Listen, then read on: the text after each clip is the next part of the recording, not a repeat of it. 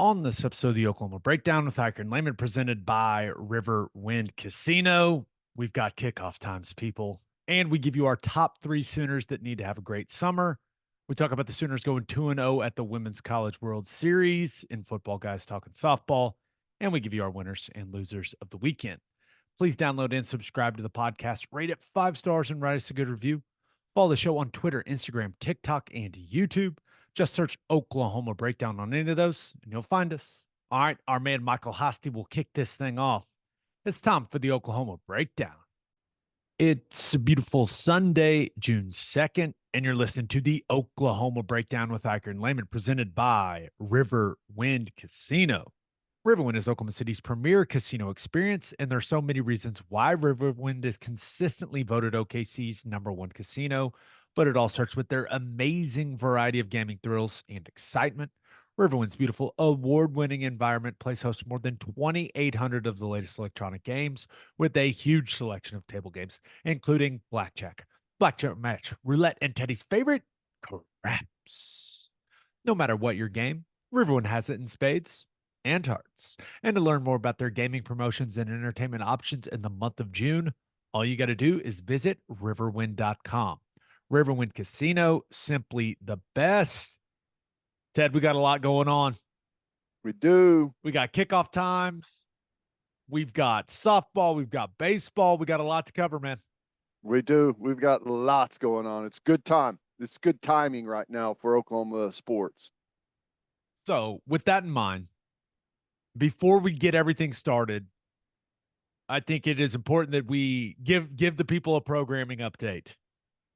The next 2 weeks, we are both going on vacation.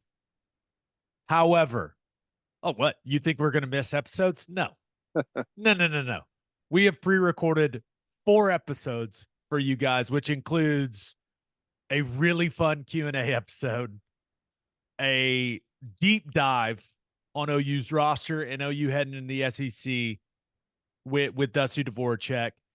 We talk about the future of college football, the college football video game, and OU with Andy Staples, and then just a wildly entertaining interview with the one and only Lane Johnson, the best right tackle in all of football. So we are going on vacation, but we have stuff lined up. So there will be episodes in your feed, ladies and gentlemen.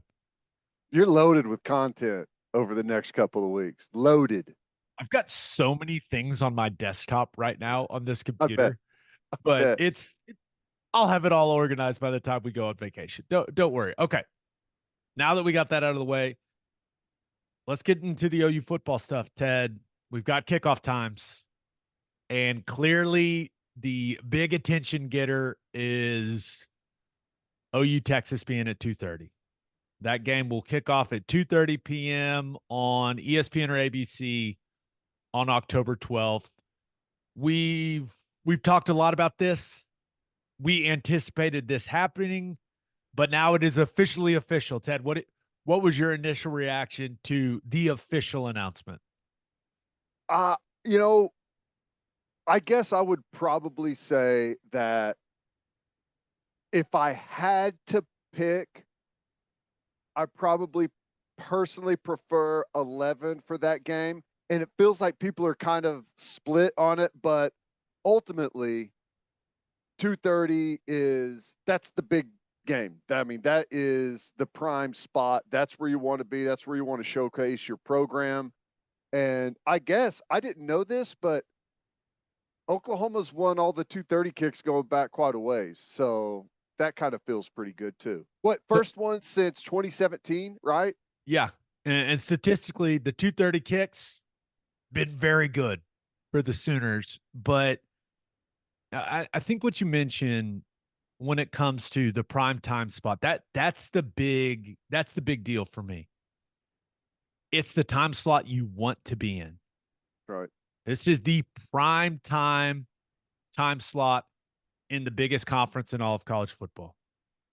This is what OU fans should want. Yeah, are there certain things about the 11 a.m. kick that make it easier? Sure, but this is about being on the big stage, man. And I think anyone that has been to OU Texas knows that it has a tremendous argument when it comes to the discussion about the best game in all of college football, year in and year out.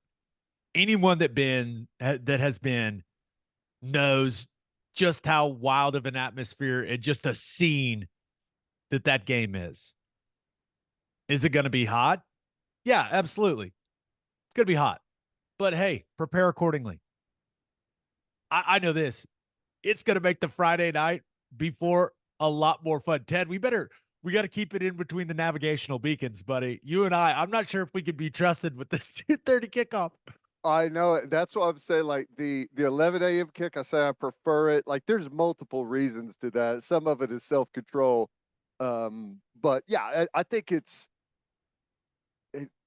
leaves a little more wiggle room for people that maybe can't go down Friday night, and it makes an 11 a.m. kick almost impossible to drive down day of. I think you got more opportunity for that. Obviously, for those that can, more opportunity for festivities. But, the other interesting thing is we wouldn't have an 11 o'clock kick leading into it, which in previous years, we've had, I don't know, 5 11 o'clock kicks by this time. So we're like the football team is primed and ready for 11 a.m. So I feel like this season is a transition out of the 11 a.m. because whenever you start to look at some of the other kick times, which I know we'll do, it feels like the opportunities for 11 a.m. kick all of a sudden for this coming season are very few and far between. Yeah, the opener, Temple. We knew that game got moved to Friday night. It is going to be at 6 p.m. It's going to be a 6 p.m. kickoff on Friday, August 30th on ESPN. The Houston game on September 7th. That's going to be a 6:45 p.m. kickoff. And I won't lie, it took my brain a little bit when I saw the SEC network symbol next to an OU game. I know it's officially here, but it's still not. There's this. I don't know. We're in this transitional phase right now that is definitely awkward. It's weird seeing all the SEC stuff and no Big 12 stuff. Yeah, and it's starting to go up around the facility. Also, you just see the signs. You're like, wait, what? Oh yeah, SEC. But so that Houston game is going to be 6:45. That'll be OU's first taste of the SEC network, and then the Tulane game on September 14th. That is going to be a 2:30 p.m. kickoff, which will be nice and toasty, I'm sure. Yes, it will. But I don't know about you. You see these kick times, and it just brings me so much joy for the fans and the players that there's no 11 a.m. games. And if we're just talking about broadcasting them, 11 a.m. is by far the best. You get up, you get it done, you get home. But I feel like this is what we all signed up for. Yep. That's right. It's just things are just going to be different with OU as part of the Southeastern Conference. And I don't want to hear anyone complain about it, because all we did for years and years and years was complain about 11 a.m. kickoffs. And now we've got 2:30s. We got 6 p.m. and later kickoffs. It's going to feel bigger. And I think that's what we all wanted. Absolutely. And I think you get a little more of the atmosphere. Like you get to enjoy it a little bit more. I think at 11 a.m. kicks, there's a lot of people that arrive, at game time, not a whole lot of time before. So like the one thing that I don't think gets talked about nearly enough is I think this will have a huge impact on the local economy that is tied to Oklahoma football and tied to game day. Those 11 a.m. kicks are just killers. I mean, they're killers for all of the businesses that try and rely on that massive influx of people coming to watch the game. So to have those full days of tailgating, of hanging out on campus corner, of hitting the restaurants for lunch and stuff like that, I think is going to have a massive impact on everyone. I completely agree. And I also think it's going to lead to an interesting conversation about what's around the campus and maybe what that could eventually look like. Mm-hmm.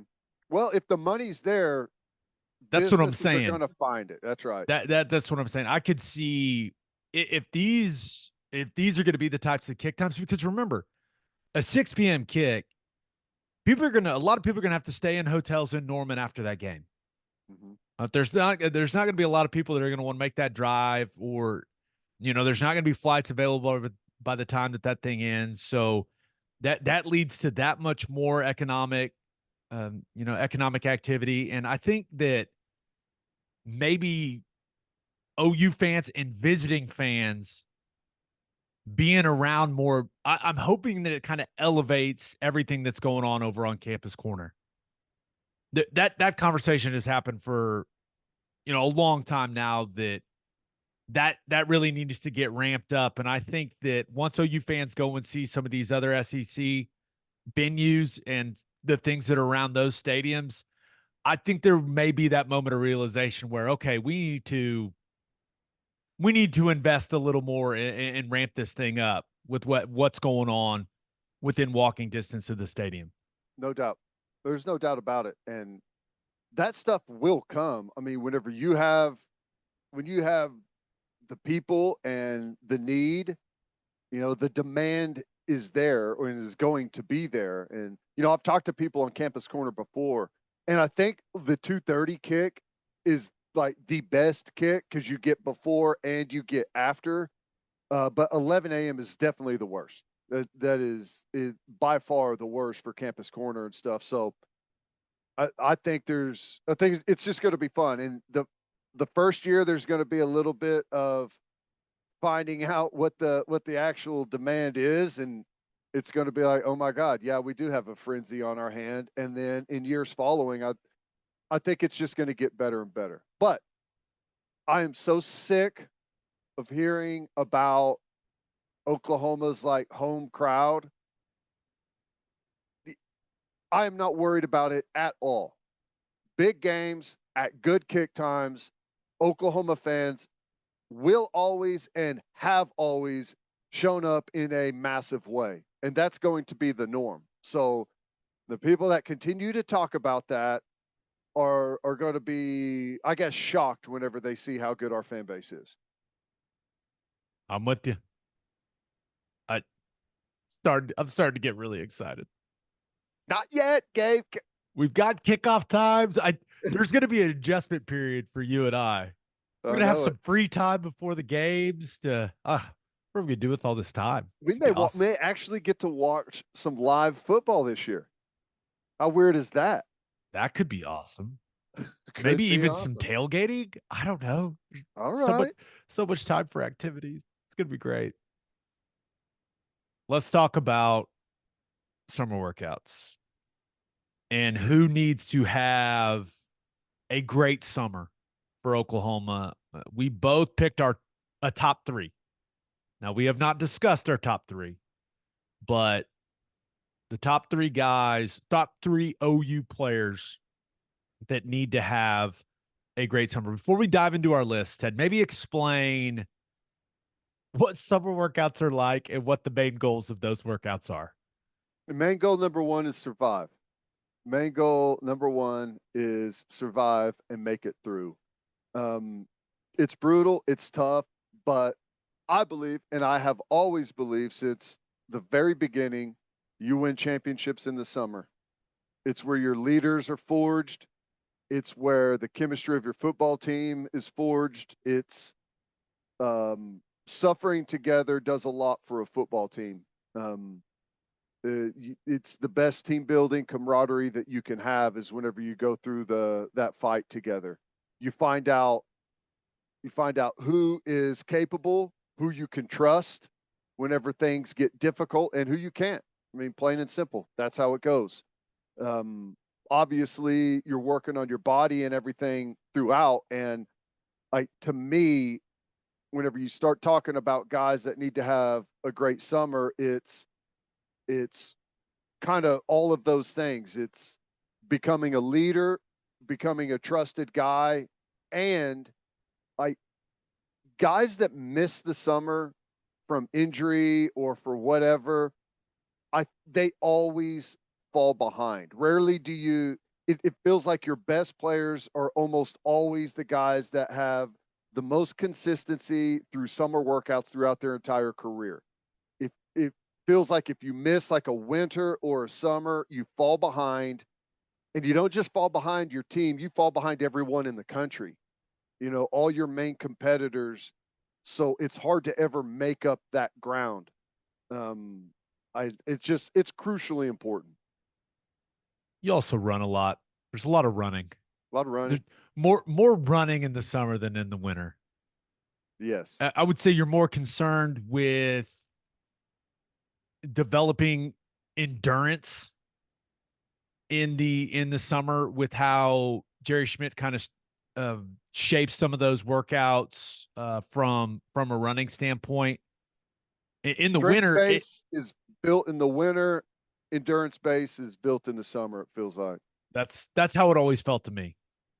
I was terrible at both, but I was better at running than I was better at just getting out there and running than I was at lifting. So I always, in a weird way, enjoyed the summer more than the winter. I was just miserable in the winter because I wasn't very good at lifting weights. But I think that the summer it's all about it's all about developing that endurance, developing that stamina, and just being able to live in the pain cave, man. that's it. Being able That's to it. kind of find your limit and being able to expand that limit and kind of push through it. I always thought that was that was the biggest value you would find in the summer. I always equated it to, hey, sometimes you go on a 15 play drive and summer workout that's what prepares you for those moments is suffering. Yeah, it's crazy. Whenever I look back, and I'm sure you have some of the same stuff, what the summer was like the year before my freshman year, it was brutal. And I remember thinking that this has to be on the edge of what the human body is capable of. And I then I by the used time to I I was a used to senior, think I used to think this has to be on the edge of what is legal in this country. oh yeah, sure, that too. Um, but by the time I was the summer before my senior year, the amount of like the capacity that our football team had built between those years, the difference was incredible. The stuff that I thought was on the edge of human limits 2 or 3 years prior was the beginning of a tough workout. Wasn't even close to what our football team was capable of 2 or 3 years later. So there's that constant build, and it's finding that limit, pushing through it a little bit, and doing it. I don't know, 60 times in the summer. I don't know how many workouts there are. I guess there's not that many, but every day you're just taking it a little bit further. Top 3 guys that need to have a great summer for OU football. Number 1 on your list is Our Mason Thomas. Since he's been on campus, whenever you talk to coaches, you talk to the defensive staff, he's been the best pass rusher since he stepped on there. Day one. Couldn't block him. Get off was too good, too fast, could bend around the edge, but he just hasn't had a bunch of snaps. The injury thing has really, really held him back. And, you could see the difference he brought against Arizona. He was healthy. He was finally ready to go. and he was a menace off the edge. And whenever you think about this defense, I think we've gotten really solid up the middle with the addition of Dominic Williams. I think at inside backer, we're really strong. I would even say at edge, I think, like, just generally speaking, we're experienced, we're good, we're sound. On the back end, clearly the best we've been. We're missing a premier rusher. We do not have a premier pass rusher, and we have not had a premier pass rusher since Obo. I mean, we've had some guys that have done some good things, but to put together, Ronnie Perkins was solid. Yeah, that's true. He was real solid, but I don't think it's not like he was a double-digit sack guy a couple years in a row. Consistency issues too, being able, availability and stuff. But like, we need that. That's kind of the missing piece, I feel like, right now of our defense. And in order for our Mason Thomas to be able to really capitalize and bring that, he needs to. I thought he put together a solid spring. That's good. Something to build on, and needs to have a really solid summer. I would imagine Jerry Schmidt, and then also the athletic training staff, a lot of ankle exercises for our Mason Thomas throughout the summer. And that is one of the luxuries of the summer when you don't really have a ton going on as far as your class schedule. Yeah, you got to go to summer school.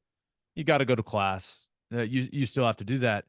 But you've got a lot of time to work on auxiliary stuff when it comes to your body. And he was never able to get that ankle healthy last season once he suffered the injury. So I don't know, but maybe he needs to call Steph Curry. I remember when Steph Curry had all those foot issues and ankle issues. I don't know, but that needs to be a big point of emphasis. Of course, getting bigger, faster, stronger, more explosive, but he needs to make sure that he is prehabbing those types of things. So he doesn't have to miss such an extended period of time like he did last season. He's got to get ahead of that type of stuff, or do everything he can to try to get ahead of it. And like, here's the thing. I honestly believe that he could be a 8-sack guy. And that doesn't seem like a whole lot, but there's not a lot of double-digit sack guys in college football. Just, I mean, for multiple reasons. It's hard to get to the quarterback in college football. The ball's out of their hand instantly a lot. I think he can get there. And you know this as well as I do. 8 sacks in the SEC hits a little bit different than 8 sacks in the Big 12. And they're both big, but if he can put together a season like that, and I think he's capable of it, Duke can make himself a lot of money, perhaps. I'm with you. Number one guy on my list, Jacob Sexton. I really think, and it's interesting, you picked a defensive lineman, I picked an offensive lineman. I really think this team, the best version of this team, the best version of this offense, Jacob Sexton needs to be the left tackle. And that's nothing against Michael Tarquin. I actually thought he was better in spring. That he was definitely better in spring than I thought he was going to be. He looked much better in person in an Oklahoma uniform than he did on tape at USC. But when you look at Sexton and you think about the types of players that we're going to see in the SEC, Sexton just has much better measurables than Tarquin. He's got much better length.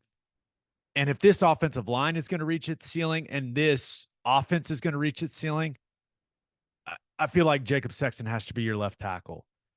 And it all starts for me with him. He has to condition and develop the strength and stamina in his lower body. It takes a while, man. It takes a while. It went through it. You blow your knee out. It just takes a while to get to where you feel all the way back. That's the thing. Going back to the, when you miss time for a winter or a summer, it is very hard to chew it back. And that's kind of the spot he's in. Yeah. A lot of people associate strength and being strong with, like, having big arms, and that it's for an offensive lineman, it is all about your lower body and your core. That is where true power, like developing the power through the ground. Now it helps to have big arms. That's awesome. That's awesome too. But he's got to increase his endurance in his lower body, and he's got to get that surgical leg to where he's not even thinking about it anymore.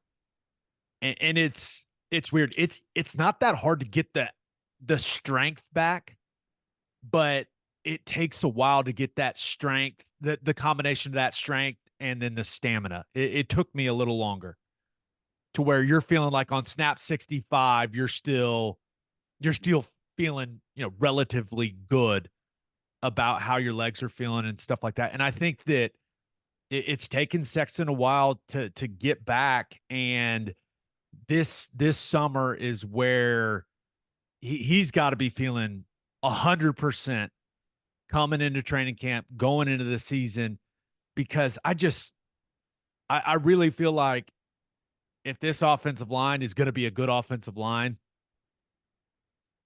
he is your bet from a measurable standpoint and an athleticism standpoint. He's your best option to be the left tackle.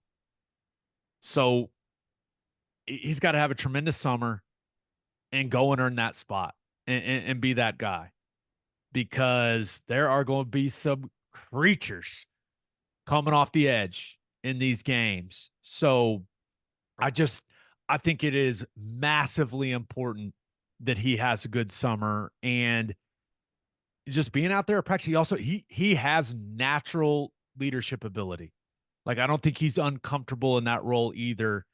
And I'm sure Branson Hickman coming in from SMU, he's played a lot of games. Centers are kind of naturally loud communicators, kind of naturally have some leadership talent to him. But Sexton, just how he is physically, and he's an Oklahoma guy. He's been here. He's been in the program. He's talented. Like, he needs to be a guy that develops as a leader for this team as well. So that I know that's a lot, but I just think that I think it's a huge summer for him. Yeah, I totally agree. And he's one of the offensive linemen that I'm really excited about.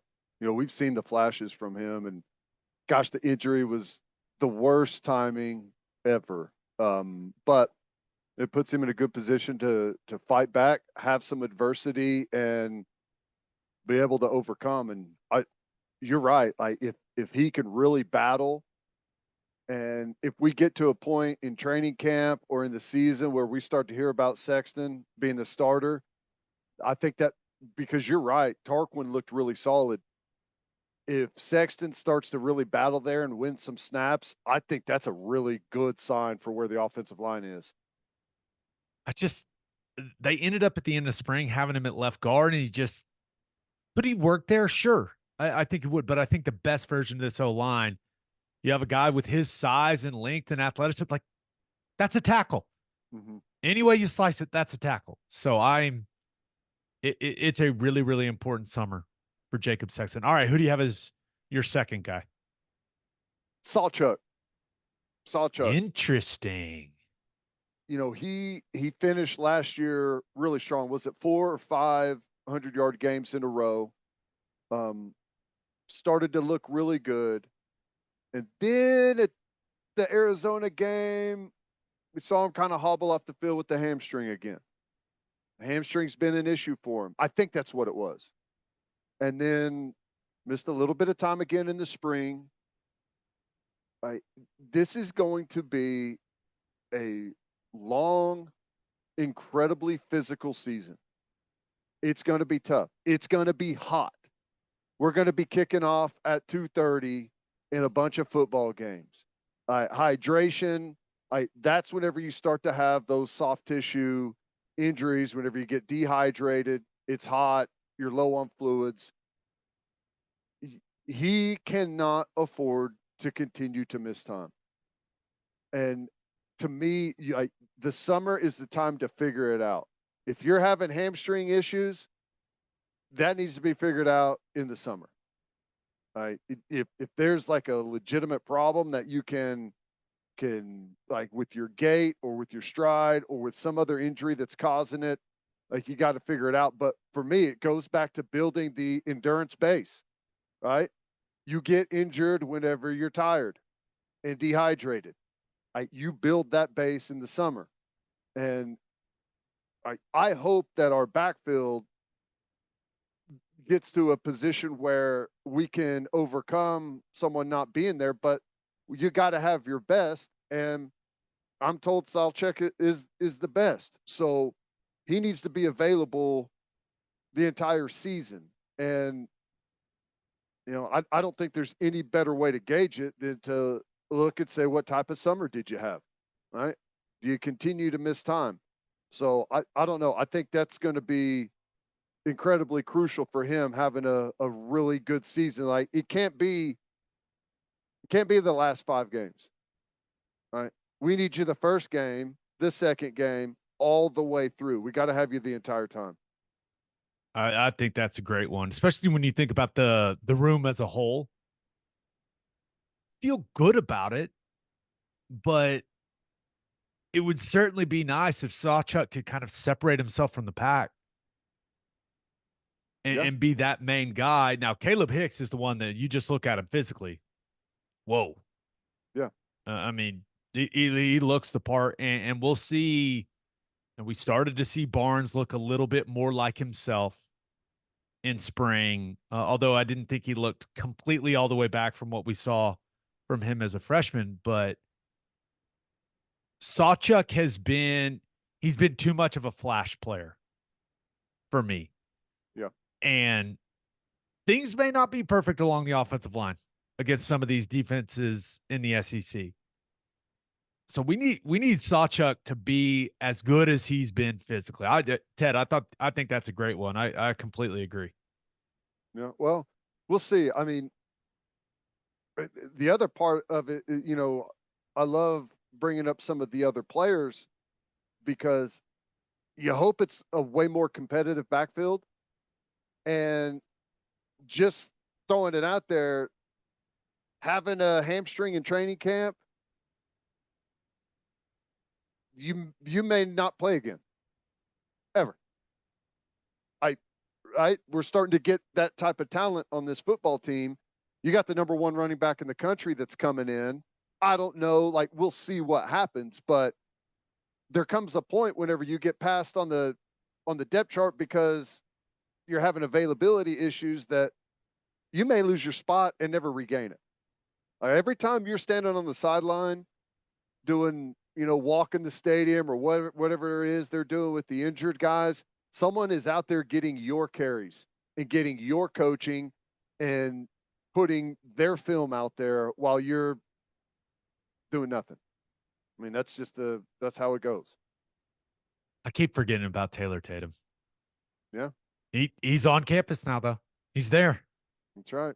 So also an interesting situation to monitor to see kind of what the early returns are on him and how he looks in these workouts. Usually they ease the freshman in a little bit, but very excited to talk to some people to see what he's looking like early in the summer. My second guy, I'm going with Bauer Sharp. And I know that may be kind of a strange one because I feel like we learned quite a bit about him in the spring. Getting to see him out of practice, just hearing about what type of player he is, what type of worker he is. A few screws loose, which I love for my tight ends. But here's why I've got him on my list is I don't really know what the depth looks like at tight end.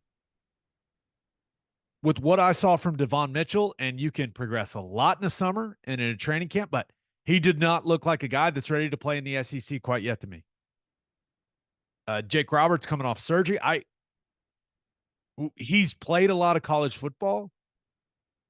Is he a guy you want to play significant snaps? I don't know. We'll see. Line those guys up as guys that need to have good summers, right? I mean, no kidding. You put Josh Fanuel in that group as well. But I feel like I know that Bauer Sharp is a tight end that they trust to play a lot of snaps and to do a lot of things. And they were in 11 personnel pretty much all of spring. We'll see if one of these other tight ends looks good enough to where they feel good to put them out on the field in 11 or to do some 12. But Bauer Sharp better get himself in shape. Yep. And from everything we've been told, it sounds like he's the type of guy that is very much willing to push the limits physically. But I'm just not sure where the depth in the tight end room is going to be heading into the season. So Bauer Sharp, he may have to play a ton of snaps for this football team. And you lay that foundation, that conditioning, that endurance, that stamina, like you lay that foundation in the summer. And I just think that he's going to be one of those guys that's got to live right at the edge of, oh, I may be about to pass out during these workouts. Like he needs to get extremely comfortable being fatigued because he may be, I don't want to say the only tight end that they trust, but like he's just going to play a ton of snaps, Ted, and he's got to get ready for that. He's got to play a ton of snaps, and he's going to be doing a lot of different things. I mean, at most positions, you're able to settle into some type of a rhythm with what you're doing physically. Not really for him. He's going to be blocking a creature off the edge on one snap. He's going to be running ISO on the Mike backer on the next snap. He's going to be split out running a go route on the third snap. I mean, that's a lot of different volume and physically different asks of your body, and that creates even more fatigue. So I'm with you. The amount of volume that he's probably going to play this upcoming season is going to be huge. Also, one other thing for him, the summer, everyone thinks about the workouts with Schmitty. And I get why people love the stories, but you're also doing a lot of football. But you've got 7-on-7 multiple times a week. You're doing team stuff. Like they're throwing routes essentially every day. Bauer Sharp, he's got to develop some chemistry with Jackson Arnold. We simply have to have a tight end that is a factor in the pass game. A tight end that opposing defenses need to at least be slightly concerned about. And it looks like he's got the athleticism to be that type of guy, but he's got to develop that chemistry, that relationship with Jackson Arnold in 7-on-7 when they're throwing routes on air. We need a tight end that can make some plays in the passing game. And so that's all part of this summer for Bauer Sharp. Yeah, it's to get in great shape, but it's also develop the chemistry with Jackson Arnold to where he's a factor in the pass game.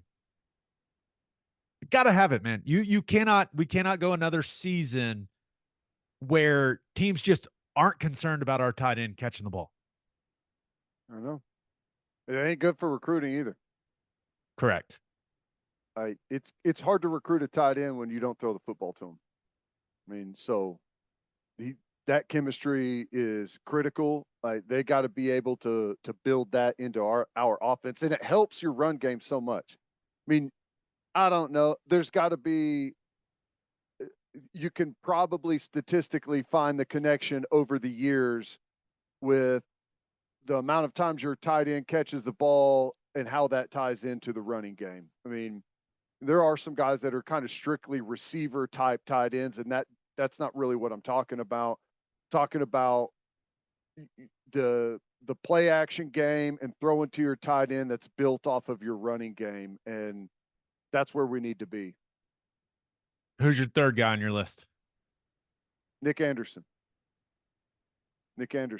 Saw him at the softball game yesterday. Okay. Looks good physically. Here's the thing. I think Nick Anderson is a superstar wide receiver. I also think Nick Anderson has missed way too much time to be a superstar wide receiver. And I don't know about you, but The best players I've played with are assholes. And what I mean by that, I don't mean like not approachable and jerks. I mean they're assholes about always being on the field, never missing anything. There comes a time whenever a football team, and like myself personally, everyone starts right here. And every time you miss a practice or a workout, in my book, this is how much I listen to you. And like your relevance on the football team is. It drops and drops and drops. He's missed too much time, in my opinion, for a superstar. He should be fighting to be on the field at all times, through spring, through training camp. I mean, that's just how it goes. He's got all the tools. But here's the wild thing. There's a bunch of people that have all the tools physically that never go anywhere. And I don't think he's going to be one of those people. I think he is going to go somewhere. But to get the absolute most out of his super rare physical traits, he needs to crank it up, in my opinion, the way he practices and carries himself other than game days. And I think the summer is the best way to jumpstart that for yourself. Missed essentially the entire spring again. Yeah. And this is, I think it's clear he's going to make a lot of money playing football. But you don't want to get comfortable missing time. Nope. There is a fine balance there. And I choose to believe he's got no better example of how the injuries can pile up and how missing time can end up cutting your career short better than what he watched with his brother. That's it. Yeah. And he's got to do everything he possibly can this summer, work on all the preventative maintenance that he can with his body to where he doesn't miss time during the season. Because if he goes out and has a massive season in the SEC, he's going to be a first-round draft pick with this size and athleticism. Like, that's what's on the line for him. That's it. It should be more. I want more reps. I want more practice catching the ball, more time on the jugs. I want more people throwing me routes. I want more time out there with the quarterbacks in like whatever summer 7-on-7 stuff where it's just the players working together. It should be more. And if you get into a habit of missing and being comfortable missing, it creeps in and it's hard to ever get rid of it. So to me, it's crucial for him. I can't speak for what it's like now, but I just remember when I was there, and I'm sure it was very similar when you were there, Ted, the pressure you felt to get back if you had something minor and you had to miss a workout or miss a practice, or you just felt this extreme peer pressure to get back on the field. And I don't know if that's the case here or not anymore. I don't really know, but I just remember I broke my hand my senior year, and essentially the training staff was like, "Oh, well, you can just lift, you can do it." I was like, "No, I'm not missing practice." So I just went out there and did all the individual stuff with a broken hand. Now I couldn't do team. It's like I was just like, no, I'm not missing. I cannot have the visual of me out there missing practice. Like I can't do that. That's right. You have to understand the train is going. It is going with you or without you. And like the more time you're over on the side, out of sight and out of mind, not on the film, the coaches are up there, game planning, reviewing practice, watching it, and you're not on there, you're not being talked about.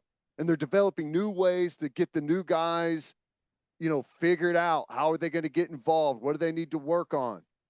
Like, we don't just stop and wait on you to get healthy for our offense or defense to move forward. That's not how it works. You can't work that way.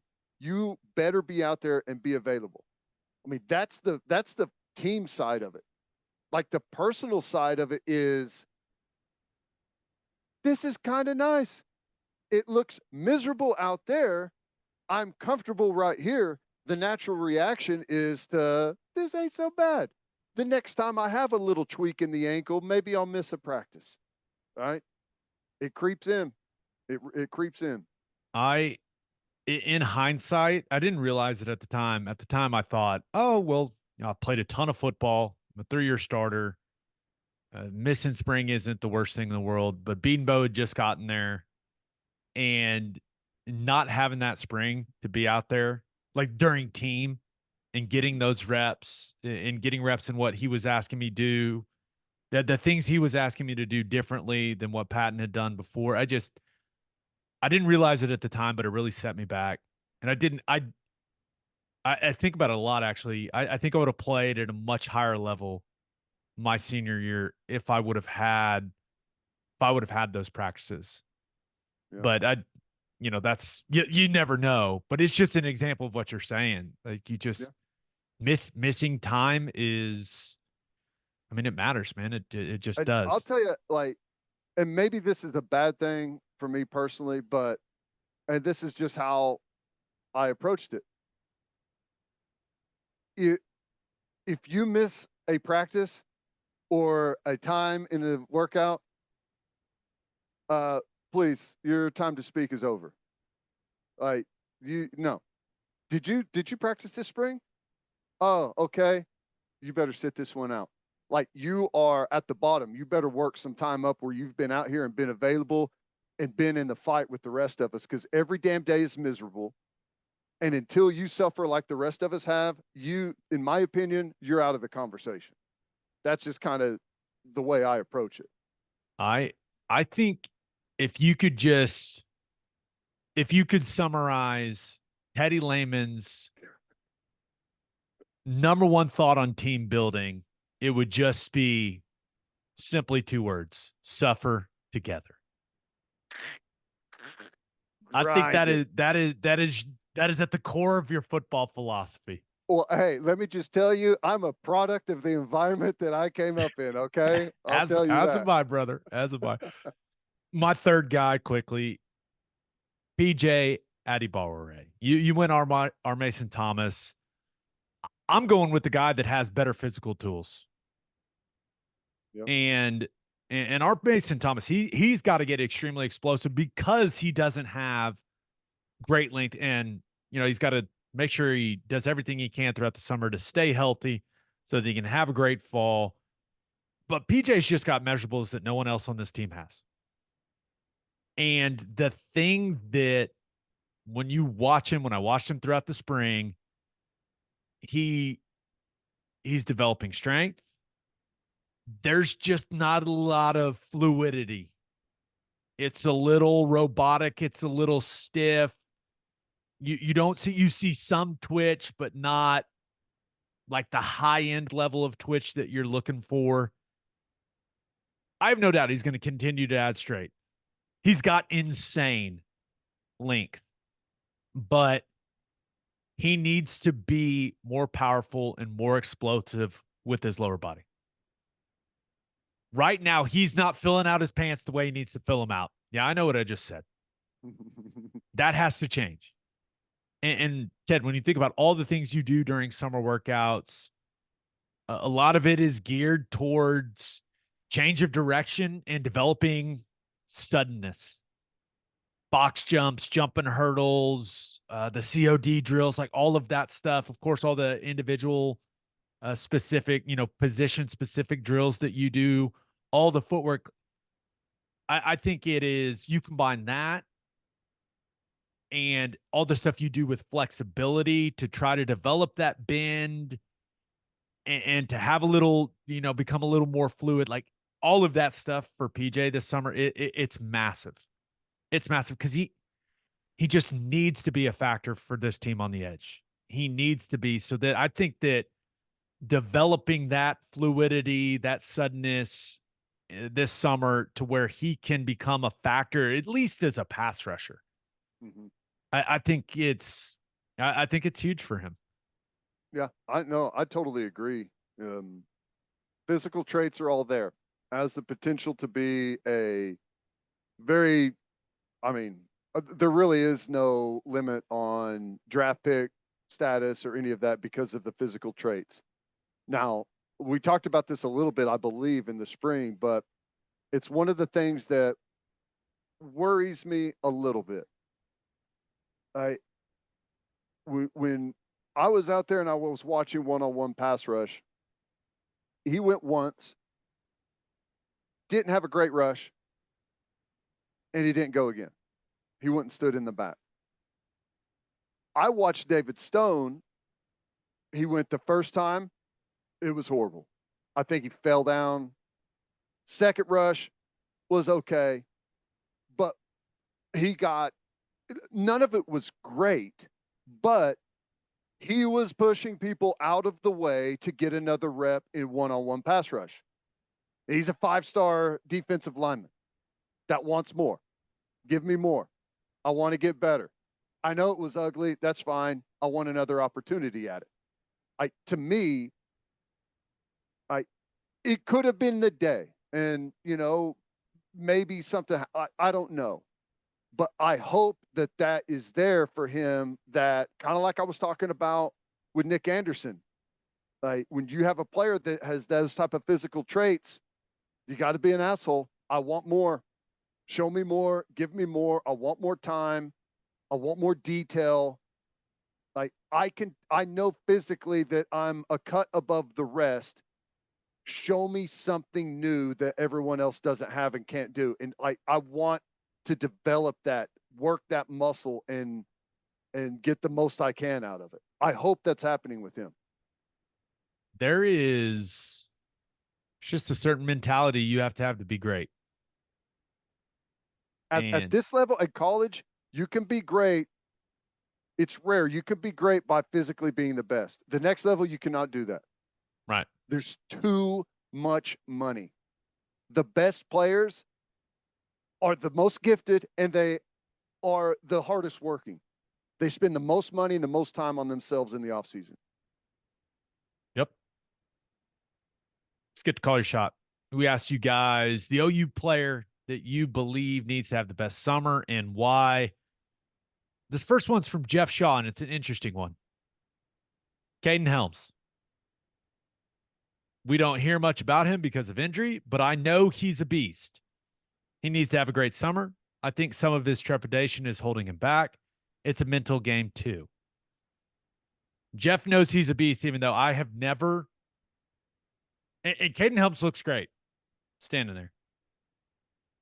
Cover the team. Been to every game the last 2 seasons. Been to every game, and I don't even know how many practices since he's been on campus. I don't think I've ever seen him play football. Yeah. I want for him so badly to be healthy because you look at him physically and you go, that guy could do something for this team. Mm-hmm. Throw that guy the ball. But I'm just to a point where I cannot trust that he's going to be on the field. And I'm to this point with Caden Helms. If I see it, then I'll start believing it. But it's just been, and I know with, what they ended up having to do to his leg. Like it was a long road back, but I'm just going to need to see it, man. That's just where I'm at with it. Yeah. Yeah. And I mean, I think it's a similar conversation. The circumstances are different with everyone. Some people miss too much time, not being very hurt at all. Other guys are trying like hell to get back on the field because of a massive injury that is just it is hard to overcome. He's got to fight there comes a time of the throw your hands up and it's like, I tried. Right. It's not going to happen. And you settle into that mindset. I don't know I know whatever his injury was, it was severe and it's hard to come back from. But I mean, you just have to go all in on it. Like, I'm going all in. Here we go. And you put everything you have towards it, which means, yeah, maybe you re-injure the thing, right? But you're 2 years in. It like you're at the breakover point where it's either you go all in and you have some success and you start to build some time where you've been out there and you've got football under your belt, you're on film, you're getting reps, like you that has to start happening now. And I know it's tough on him. It's no one asked for that. It's a brutal spot to be, but you're right. Like he looks the part for Oh sure. yeah. Oh yeah. He just got to find a way to get back out there. Yeah. It was it's a strange deal, but now he should be able to put it all together. It's a matter of it happening for him. I hope it does. Clearly, this other one comes from Rob McFall, who says Kip Lewis needs to put on a few more pounds. Which there's no better time than the summer to put on a few more pounds, Ted, when Schmidt's running you the way that he does during the summer. Yeah, burning 12,000 calories a day in the heat. I can tell you from experience, you can gain weight during the summer. It can be done. You have to take it very seriously. You can't go 3 hours without eating. You just can't do it. Like if you are, especially it seems like Kip Lewis, it's hard for him to gain. You have to treat it like it's a job. And that's really the only way. Calories, man. Consuming calories because you're working incredibly hard throughout the summer. So ultimately, this is what I believe. How much does it mean to you to gain the weight? If it means enough to you, you'll do it. You'll figure out just how much you have to eat to gain the weight. And once you figure it out, you do it over and over and over again. And you start looking at food and you're like, damn it, I don't want to eat that. This is getting so old. But you do it and you put it in your face because you want to be on the field. That's how it was for me. I would look at more grilled chicken and go, God. And then this little voice in my head would go, you do not want to stand on the sideline another season. I was just like, it was too boring. My freshman year, I was just sitting there, redshirt. I was like, this sucks. I'd never done that in my entire life. I was like, I don't want to do this again. So I ate and I ate and I ate and I ate. Now, obviously, Kip Lewis is not moving the offensive line, but I think the point still stands. You just have to take it. You have to take it seriously. And you cannot waver from the plan. It can't be like, oh, no, I'll miss that today. Like, I don't feel like eating right now. No. You got to do it. It's just, it sucks at times, but you just have to do it. Yeah, he's a high energy, high motor guy that, like, a lot of time, like we think of food as fuel, right? And he's a high energy, high motor guy that doesn't feel it. He doesn't have the feeling of being hungry or needing fuel, right? You can't think about food that way. No. If you're a hard gainer like him, that is not what it is. You have to constantly be working on a caloric surplus constantly. Never, like, you cannot be hungry. If you're hungry, you're wrong. You're wrong. That's when I was gaining all that weight. Timing thing than it is eat when I'm hungry. It was, this is what I have to do. Food becomes very unenjoyable when you have to live your life that way. But I knew what I had to do. And I was like, I'm going to do it. I I don't want to sit on the sideline. I want to play. So how much does it mean to you? That's Yeah. that's really how I view it. And I have zero sympathy for any of these guys. They're like, oh, it's hard. I don't care, man. I did it. I don't want to hear your excuses. Just do it. Mhm. Figure it out. That being said, I don't think Kip Lewis needs to gain that much weight. He does need to gain some. That's a good player. Yeah, it's like the more he gains, the better it is for him. But I there that I needs. I don't know. It depends on how you play. I've said it a million times. I've seen linebackers that are light that are absolute killers out there, but that means you have to be better in other areas if you're light. But he'll get there. Let's talk some softball. Great start to the Women's College World Series for the Sooners. But first, Love's Travel Stops is now offering a nationwide 10-cent per gallon discount on gas and auto diesel. Just download the Love's Connect app and scan your barcode at the prompt on screen and watch that price drop 10 cents per gallon. Across the country, the Love's Connect app unlocks exclusive deals and can help any traveler plan their route or meal on the highway. So before you hit the road, be sure to download the Love's Connect app to save 10 cents per gallon and experience the country's best highway hospitality at Love's Travel Stops. Love's also has you covered if you forget your phone charger or headphones with their expanded mobile to go zone. And of course, don't forget to grab yourself some of that delicious Java Humore. And celebrate with a Schooner All American Ale, the official craft beer of OU Athletics from Coop Ale Works. Named after the iconic Sooner schooner that races across Owen Field after an OU score, you can join in on the celebration with an ice cold beer from Coop Ale Works.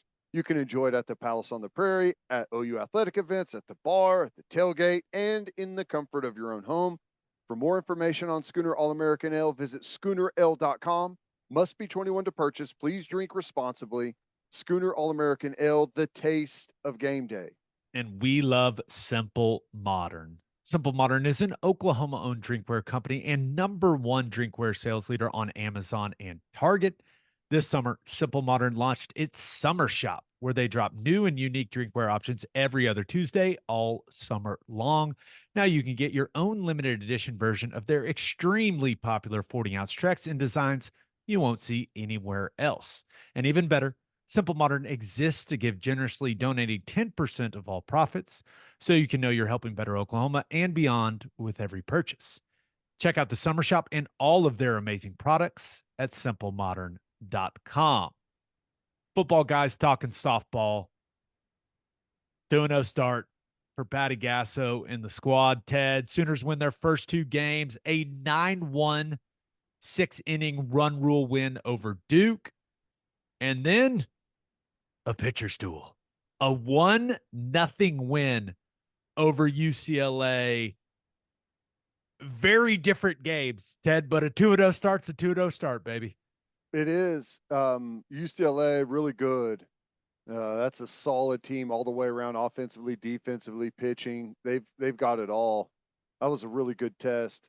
And Duke was a really good team with a really good pitching staff. They tried they have three good pitchers, and we're only going to let the Sooners have one look at each of our pitchers through the batting order, and they made a really good Duke team look second tier. That was a really impressive start, and then Kelly Maxwell had a great performance against UCLA. I mean, what else can you say? She went right through that order, shutout, complete game shutout, and to me, I feel like OU has maybe hit their best stride of the season. Their confidence, what they're doing defensively, they just look like they are in a really good place. Like maybe some people came into the tournament thinking that Oklahoma is really beatable. I think their opinion may have turned. They look really solid, but so does Texas. Texas looks great. There's just no denying it right now. They are looking the Feels like a part. collision course, doesn't it? It does. It feels like we're going to get a Red River Rivalry Champ Series, but I I broke it down into positives and concerns for what we saw in the first two games. My number one positive, Kelly Maxwell was awesome against Mhm. UCLA.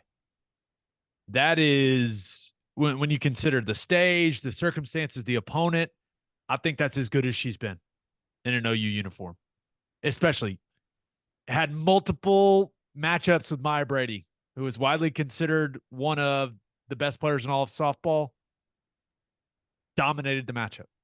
Struck her out 3 times and what got her to ground out to end the game. Yep. I mean, that to lock in the way that she did in some of those moments, she was really only in one jam in that game, but got out of it. I think that I think that probably had to feel like a big confidence booster for Kelly Maxwell. Like, okay, I can do this. Like Yeah. I can do this in an OU uniform. Like I am built for this. No, I totally agree. I thought it's the best I've seen her work the count, work the zone.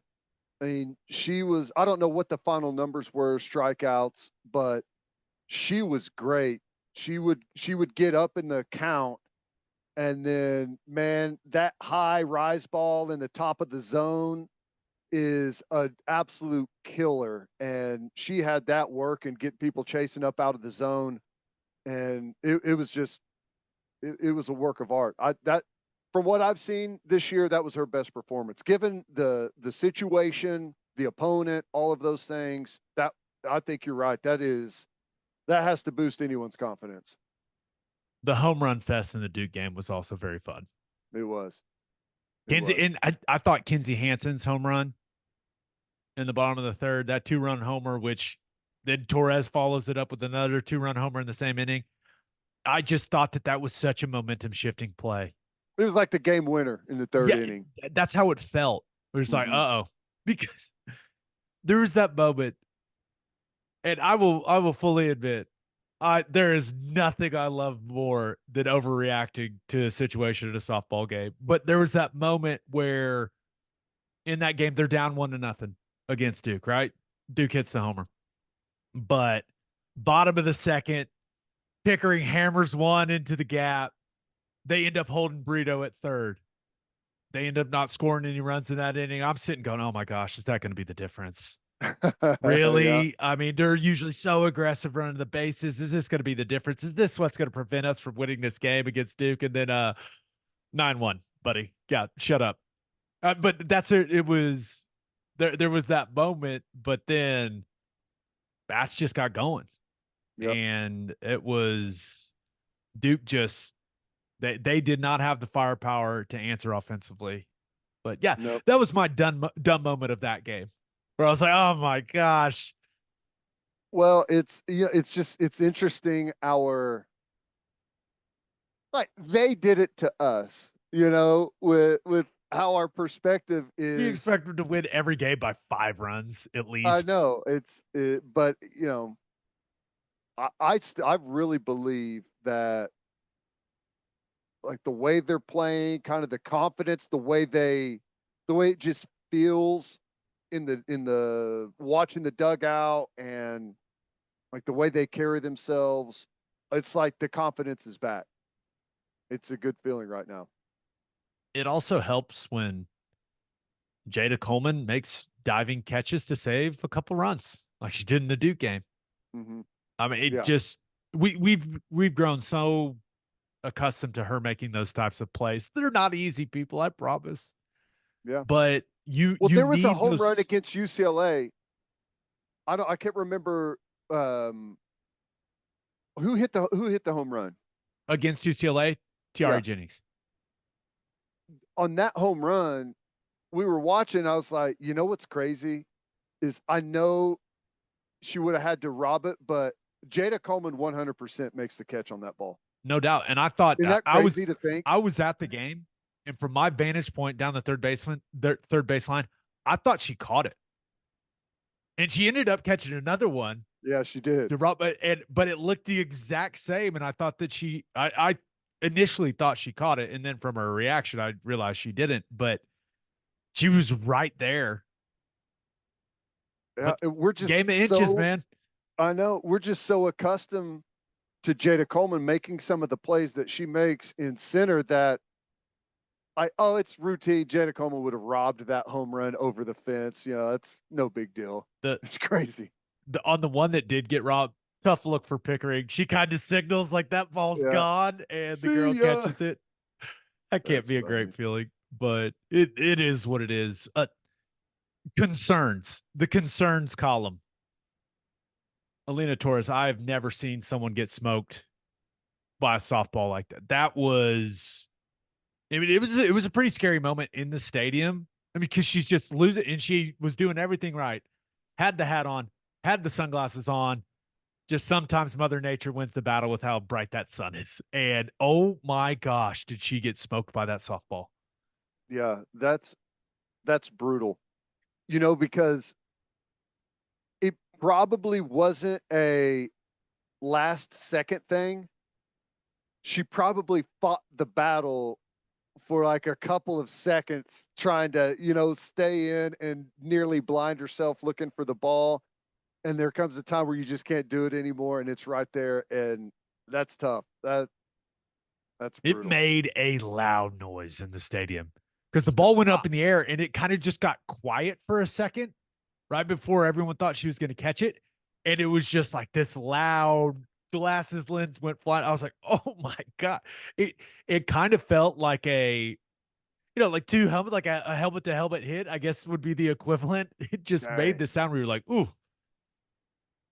I credit her for I hope staying she's all in as long right. as she did. I Yeah. hope she's all right. Yeah. I mean, what? I mean, she got up and walked off. Okay. I know, like, she signaled like she was done, right? Right out of the way. She's like, I'm out. I got to get out of here. Well, But I mean, she didn't, I guess it didn't look as if like something severe happened, but yeah, no. we'll see about her availability in these next couple games. But the only other thing that I I had when it comes to concerns is I just which Maxwell are you going to get?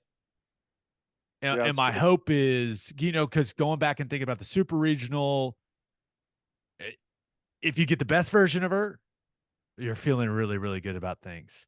But if you get the version of her where the command's not quite there, she's walking people, she's hitting people, then you get into a jam like you did in the Duke game where, I mean, Patty pulled her for Deal. And Yeah. that's that, Deal's pitching when Coleman makes that catch with the bases loaded. So my hope is that her performance against UCLA and just how dominant and locked in she was, that just gets her in a kind of in a space mentally where she just kind of goes to another level, if that makes sense. No, I, That's I what I'm agree. hoping for. I agree. It does feel like when she struggles, like it's more of a command issue than it is getting lit up. Right. And I don't know, like maybe like I think at some point as a pitcher,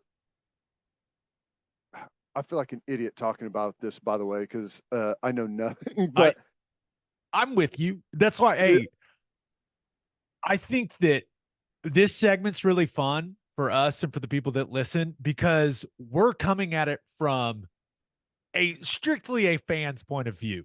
correct. We don't know any of the technical aspects of softball. This is not like our football knowledge. This is us just saying the things that we're seeing, the things that we feel watching this team, which is why I really enjoy it. Well, and the point I was going to make off of that was I wonder if it's a difference in someone who, because I think the thing that really separates Oklahoma from everyone else is how good their defense is. And I wonder if it's the, playing somewhere else and transferring in and like having that trust of the defense to some degree. Like at some point, if you're having command issues, let's trust the defense. And I know you're trying to strike everyone out and you're living on the corners and all of that. But at some point, trust the best defense in the history of college softball. Right. The Sooners will get the winner of Alabama and Florida. We're recording this before that game takes place. I'm told that maybe Bama would be the better matchup. I guess Florida has a little more of offensive firepower than Bama They've throughout been the solid. season. So Yeah. we'll see. But whoever wins that game has to beat the Sooners twice. Seems unlikely. Seems like we are headed for a OU Texas Women's College World Series Championship Series, which, oh my God, that's going to be fun. It is. I It wish is. Texas was playing worse, but oh my gosh, hey, what else could you ask for if you were an OU softball fan? That's And I'm it. sure Mike White will say something. And I'm I'm not sure sure what Mike it's going to White, be. all the chirping he does about the venue and everything. Oh my God, he is going to hear it from Sooner fans. That'll be the best. Going to be awesome. All right, let's finish up with our winners and losers of the weekend. But first, All you grill masters, listen up. Didier Ranch delivers premium quality beef that is 100% raised in Oklahoma right to your front door. Go to didierranch.com, DIDIER ranch.com to order one of their premium quality beef boxes and use promo code Oklahoma15 for 15% off your order. Filet, ribeye, New York strips, sirloin, steak burgers, they've got it all and they ship anywhere in the continental U.S. and Oklahomans can get deliveries in just 1 to 2 days. The only thing better than having a lot of premium beef on the O&D line is having premium beef delivered right to your front door. Didier Ranch, tradition tastes better. and head to the garage for hand smashed patties, buttered toasted buns, and some ice cold beer.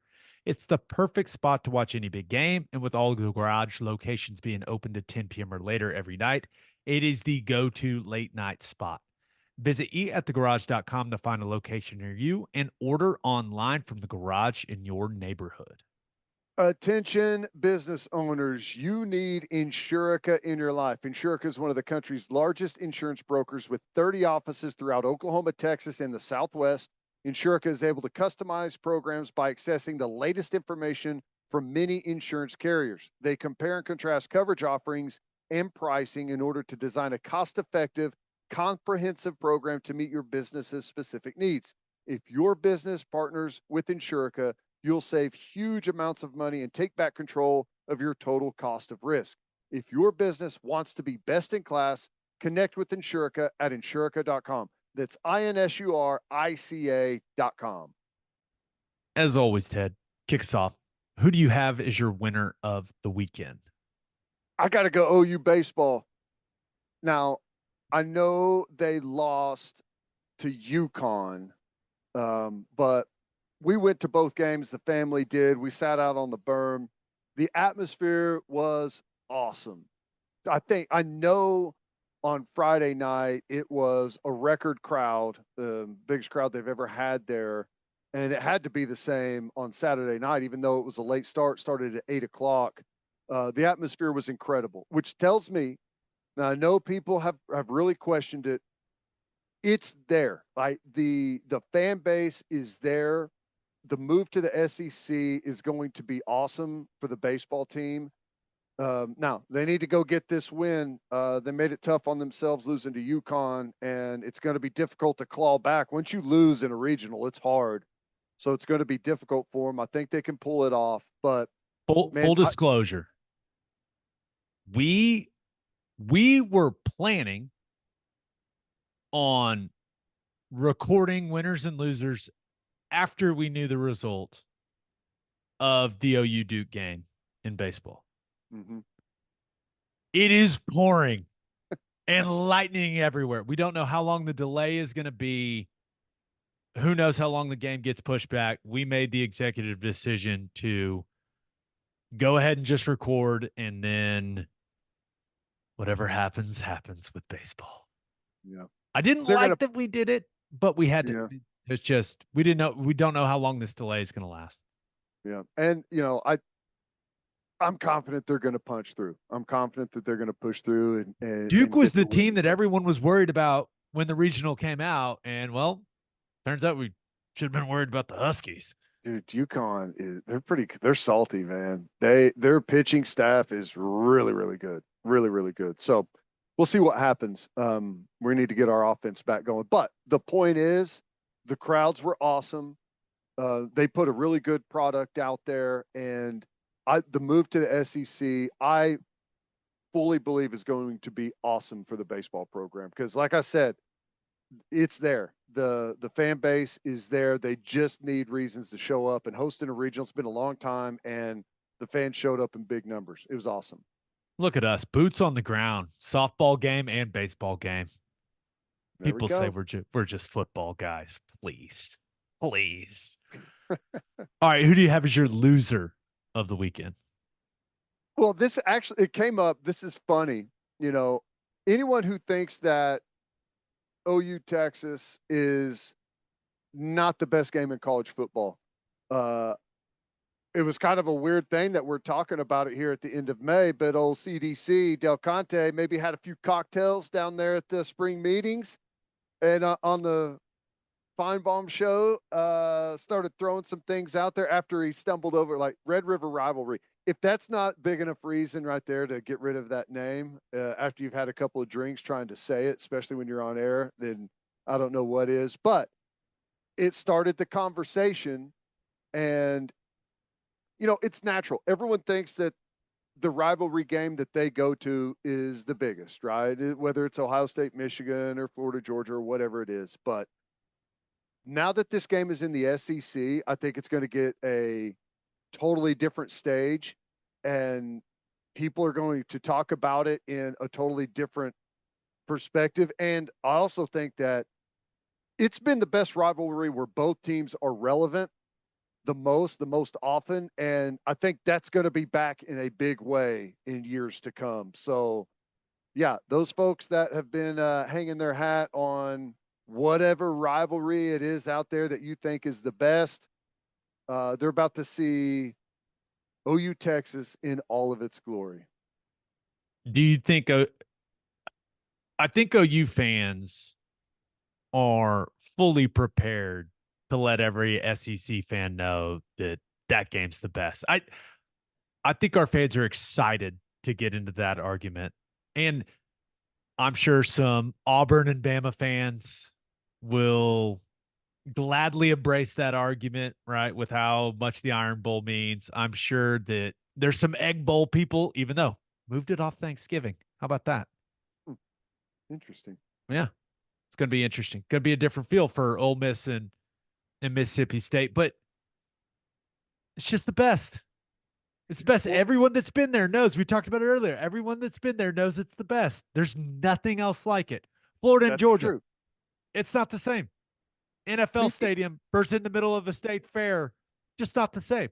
It is the most college football of all of the college football games. That's right. That's right. Like, the best thing is everyone in the SEC has talked about it as some other thing. It can't be as good as anything here, right? Right. Well, now all of a sudden you're going to have all of those fans that have to somewhat, like, whenever they talk about the biggest games out there, they have to put that one up there now because it's an SEC game. That's what I love about it. That makes me happy. Also, lot of OU Texas talk this week. Did you see they messed up the OU fans' side in the video game?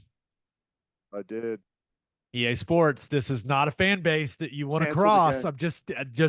I'm just telling you, fix it. You better fix it. What do you think the conversation is there at EA Sports? Is it like, oh my God, we have to roll with this? Or is it like, no, it just shows that it's very simple. You just have to ask questions if you don't know things. I am a big question asker. I have never been, I never get embarrassed to ask what may be viewed as a dumb question or like base level knowledge on a subject. If I don't know, I've got no problem asking. I just ask. Yeah, and because did no one from EA Sports go, hey, I know they split it 50-50, but which side are they on? And are they always on the same side? It's a simple 2-question process. I think, which I'm not even exactly sure which direction that field runs, but I feel like we're on opposite ends of where we should be, right? Isn't that how it is? OU fans are always where the tunnel is. That's the easiest way to remember it. Right, but I think that's the south side of the stadium, isn't it? I think so. If that is, I know what I you're think saying. it's Yes. I think it's backward. And that's probably how they messed it up. Maybe I don't know how they messed it up, but Wherever the tunnel is. Well, they did a gigantic photo shoot at the Cotton Bowl for this. Like the right. cover photo is taken at the Cotton Bowl. Wow. They've been there. All you got to do is say, hey, OU fans, you know where that tunnel is? Put them on that side in the game because that's where they sit every single year. Done. That's it. Just ask the question, hey, where? I know it's split. Where do they sit? Is it the same every year? It is. They'll fix it. I think they'll fix it. Maybe past the point. I don't know. OU fans are going to be pissed if they don't. It's going to be great. All right, let's get to my winner and loser. But first, fellas, Father's Day is coming up on June 16th, and our friends at Manscaped have some excellent gift options for you to get your dad. Head over to manscaped.com and get 20% off plus free shipping with code OKBreakdown. My dad's got a beard, desperately needed a trimmer upgrade. So I got him the Beard Hedger Pro Kit. It is the complete beard maintenance kit for all the bearded dads out there. This all-in-one kit comes with a beard hedger, that's Manscaped's most advanced beard trimmer, as well as shampoo, conditioner, oil, and balm for his beard. It also comes with a brush, comb, and scissors so he can style his beard and mustache. It's fancy, real fancy. Now, maybe your dad isn't blessed with a luxurious beard. Well, you can get him some pairs of the Boxers 2.0. They were designed with a simple mission to make the most comfortable boxers using perforated performance fabric for extra breathability. Get 20% off plus free shipping with code OKBreakdown at manscaped.com. That's 20% off with free shipping at manscaped.com and use code OKBreakdown. Happy Father's Day from Manscaped. And head to opolisclothing.com for our podcast merchandise and the best OU gear out there. That's OPOLIS clothing.com and use promo code TED, TED, for 10% off. That's opolisclothing.com. Use promo code TED for 10% off. Buttery soft and 10% off. For my win of the weekend, thought about going with the WNBA. Caitlin Clark, for whatever reason, there's just always something to talk about with her. Just bringing more attention to the league. Got knocked to the ground by Kennedy Carter, which is I feel like a lot of people are new to the WNBA. Kennedy Carter, she's about that physicality. Seen her play a lot. But everyone's talking about it. How big of a cheap shot was it? Is it that big of a deal? Had a lot of WNBA discourse, which ultimately is great for the league. I will say that. I will say this though. If you're Kennedy Carter and you carry yourself the way that she does on the floor and you do that, don't duck the questions in the post game. Don't say I'm not taking any Caitlin Clark questions. Like, if you're going to be about that action, you're going to be about that life, answer some questions. She missed the golden opportunity to be like, yeah, I did it and I'll do it again or something like it. That would have been awesome. But just lean into it. Come on. Well, that's the interesting thing about all of a sudden having a lot more people watching the sport, a lot more focus. There's going to be a lot more questions. There's going to be a lot more scrutiny. Like where you could do some things maybe previously that didn't blow up into a massive viral moment. Now it's going to be a little bit different. Yeah. I mean, Kennedy Carter decks Caitlin Clark. Now, they were John several possessions leading up to that moment. Tiger got out of the cage for Kennedy Carter a little bit, just got out of the cage. But Angel Reese like jumps off the bench and starts celebrating, which is really strange. And then she completely ducks the media after the game. They find her for it. Listen, if you're going to do this stuff, this is what comes, like you mentioned, Ted, this is what comes with getting more exposure. Yeah. But you got to deal with what comes with it. And I sat through a presentation from a WNBA COO last week.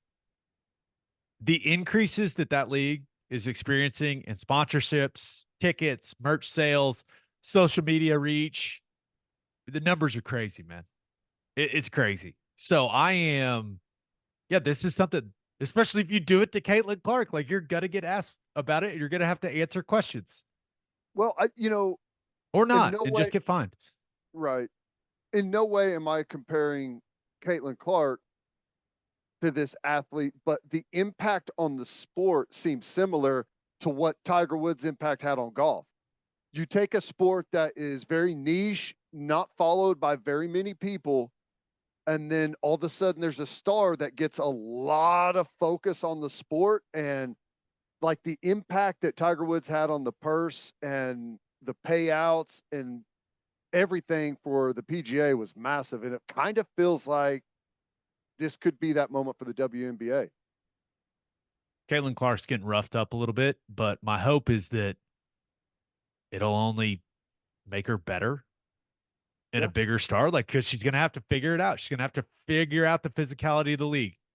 And that's the funny part. I'm fully aware. I watch a lot more WNBA than a lot of people watch. I understand that. It's a physical league. Well, you know what it's like? The These women knock the hell out of each other. It's great. remember the treatment Jordan got when, early in his career. Yeah. It feels similar to that, doesn't it? Well, if Caitlin Clark wants to be a great WNBA player, she's going to have to figure it out and work through it. There you go. My winner of the weekend, however, we have not been able to talk about the WNBA. Look, they're on my mind. NBA Finals. And boy, what Dallas did to the Timberwolves in that game 5 was a beat down. And Luka Doncic, that man was on a mission. Michael Finley, just let the man drink his beer after the game. Don't take it from him. He earned that beer. He came out and smacked the Timberwolves around. Let that man drink his beer. But clearly, I'm a massive Thunder fan. And I feel like all NBA fans, no matter who you root for, you're cheering for your squad no matter what. Duh. But when it comes to the NBA Finals, if your squad's not part of it, what do you want to see? You want to see the two best teams. You want to be entertained. You want to see a great series. I feel like that's what we're getting with the Mavericks and the Celtics. Celtics has been the best team in the NBA all season long, and the Mavericks have been really, really good after the trade deadline, and they are playing they're playing elite level basketball heading into this. So give me the Mavs in 6. I'm riding the Mavs train. I just think that Luka is playing at an incredible level right now, even though Boston has a lot of different bodies they can throw at him. But I just want an entertaining series, man. And I think we're getting the two best basketball teams right now, and just excited to watch it. Still have to wait a couple more days because that's just how it worked out. But I am willing to wait for an NBA Finals between the two best teams. I'm fine with that. No, I totally agree. And I think the Mavs win it, which I really don't want. I mean, it's not like I'm rooting for the Celtics. It's more like I don't want the Mavs to have that. I don't want Mavs fans to success. feel that satisfaction. I understand that. That's it. But I feel like their road has been more difficult. I think they've gone through tougher teams.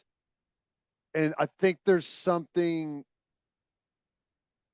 it feels like they play free and loose. And I think there's going to be a little pucker factor for the Celtics because of recent failures.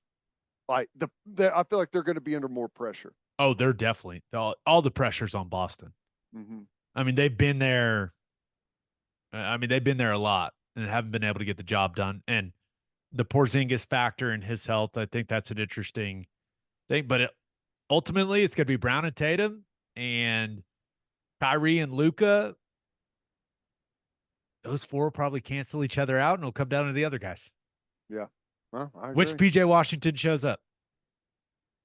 Because if Oklahoma City series PJ Washington shows up, Mavs are going to win the title. Like, it'll be it should be fun though. I'm excited for the series. My loser of the weekend, Oklahoma State softball.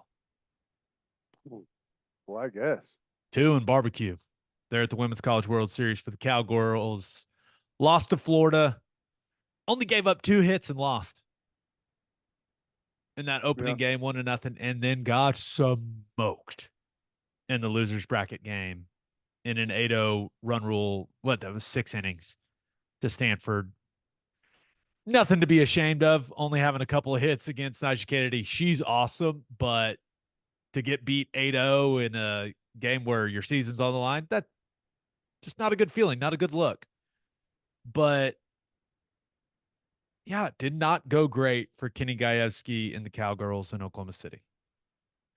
Yeah, when you said 2 and barbecue, all I could think of is Stanford sent them to Galveston down there in that dirty ass water for their vacation. Charles Barkley. Oh Yeah. my God. Still just an incredible quit. Oh man. But clearly Oklahoma State got to be very disappointed. Had a solid season. It felt like they were kind of hot coming in. Yeah. But I guess I say that. I mean, they did The not go Big well 12 for them in the tourney. Big 12 tournament. So Yeah. I just it's never a good feeling when you get onto the biggest stage and you don't play your best. And I don't think they played their best, but Ted, they will always have their series win over Oklahoma and Norman. They can cherish that forever. Yeah. Well, that's true. That's true. And frankly, maybe that's better than some of this other stuff. But yeah, it was interesting. I didn't expect that.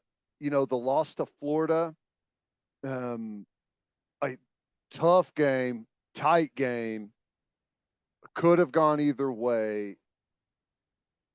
I, I, the one to Stanford was shocking, like to a certain degree, but Kennedy's just that good, you know. And then whenever she's on, like she was then, it's just there's not a whole lot you're going to be able to do. So I will say, like, it was a bit unlucky because of how it all played out for them. I think they're better than where they got eliminated, but that's just how the chips fell. If only Stillwater were a little closer to OKC and they could have a little more home field advantage, then that could have been the difference in that Florida game. Tremendous point. One last thing. And I will volunteer to help for free. Oklahoma State softball jerseys are horrendous.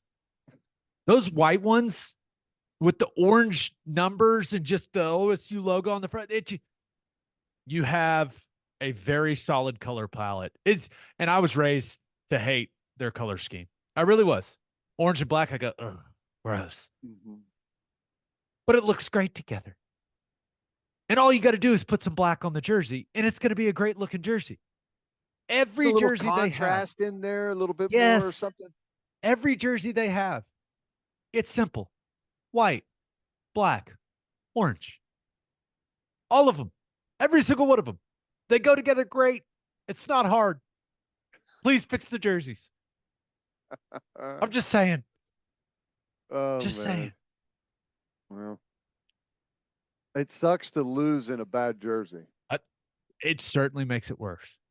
They'd play better if those white jerseys weren't so bad. Look good, play good. You know they're thinking it too. Like, yeah. A lot of times everyone tries to hide that your own jersey, like that you don't like it. Everyone's like, no, it looks good. I like it. And everyone really knows underneath it, this ain't it. Should just be better. That's all I'm saying. There you go. Birthday shout outs. Happy first birthday to Bruce Marlon Bumgarner. Happy 5th birthday to Alexander Faulkner. Happy 17th birthday to Zachary Jennings. Happy birthday to Brian Marshall. And happy birthday to Jesse Benitez. Just a reminder, people, we're going on vacation, but there will be episodes in your feeds. Fear not. We've got some fun stuff. I think you're really going to enjoy it. On that note, episode 427 in the books. We'll have a new podcast that'll drop on Wednesday. Just a reminder, please subscribe to the podcast wherever you listen to podcasts, and please subscribe to our YouTube channel. Hope you all have a great start to your week. Until next time, we appreciate y'all for listening. Do what you always do, Oklahoma. Take care of each other.